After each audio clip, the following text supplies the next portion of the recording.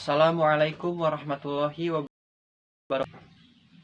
Menit nu paciwit-ciwit, jam anu paantai-antai, jeung poe anu pageye-geye, disusul ku minggu nu patumbu-tumbu, diteang ku bulan nu paanjang-anjang, bari ditungtun ku taun nu pauntun-untun, langkung ti payun, mangga sami-sami panjatkeun puja sinareng puji syukur ka Zat Allah nu Maha Ghafur, nu mikabendu ka jalma anu kufur jeung takabur, mikangewa ka jalma anu sok zulim ka dulur, nepi ka ancur lebur, sapertos sangu nu geus jadi bubur.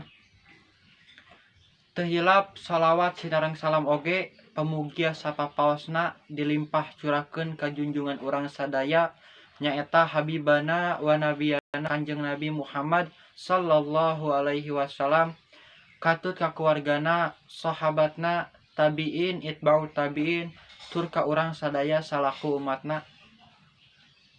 Bu Erwita salaku guru basa Sunda anu dipika hormat ku simkuring, sareng rerencangan anu dipika nyaah ku simkuring.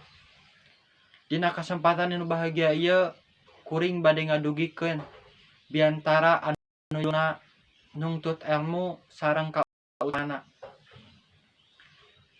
Ilmu ngagaduhan peran anu penting dina perjalanan kahirupan ieu.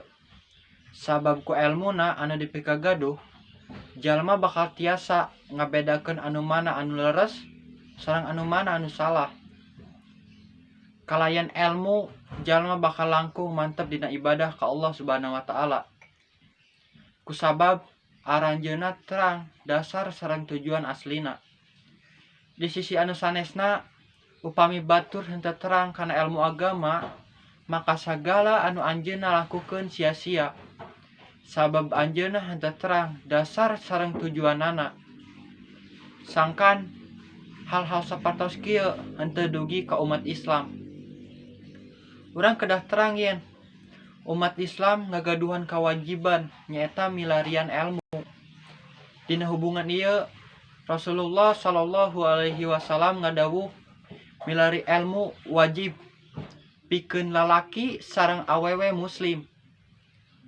Urang kedah terang sareng emut pamilarian anu paling dominan pikeun ilmu nyaeta bangsa budak.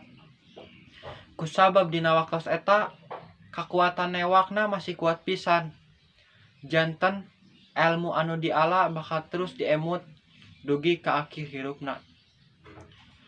Ngudag ilmu nalika budak ibarat ukiran dina batu. Sabab urang sadaya terang yen ngukir dina batu hese pisan. Tapi saatos katingali ukirana mang taun-taun, puluhan tahun, ukirana masih katingali moal hapus. Di sisi sejen diajar nalika dewasa sapertos ngukir dina cai. Urang terang kumaha gampangna ngukir dina cai, tapi moalila eta tulisan bakal kahapus. Diajar nalika dewasa gampang pisan ngapalkeunna, sareng gampang pisan pokona. Mun sakitu biantara ti simkuring, tinggi panjang juga lebar, bak milik bangun sejati. Mohon maaf hanya sebentar, jika lama takut jatuh hati. Amis gula, amis kecap, lada cengek, lada jinten. Lamun aya salah ucap, abdi nyuhunkeun hapunten. Hatur nuhun kana parhatosanana. Wabillahi taufik wal hidayah. Wassalamualaikum warahmatullahi wabarakatuh.